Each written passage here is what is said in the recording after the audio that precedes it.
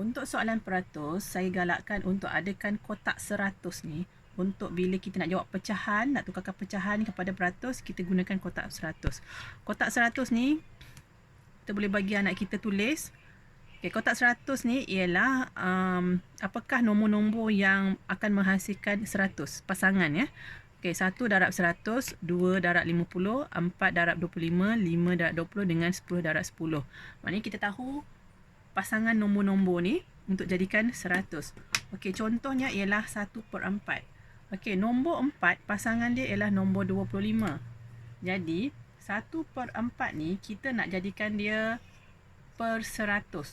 Okey, jadi 4 nak jadi 100, pasangan dia 25. Bermakna ini akan darab dengan 25. Jadi atas pun darab dengan 25. So jawapan dia adalah 25%. Okey. So, contoh yang kedua ialah 2/5. Pun sama, kita tukar pada peratus. Bermakna 2/5. Okey, 5 nak jadi 100. Pasangan dia ialah nombor 20. Jadi, dia akan darabkan dengan 20. Jadi, atas pun darab dengan 20. So, dia dapat 40%. Okey, ini contoh yang mudah lah.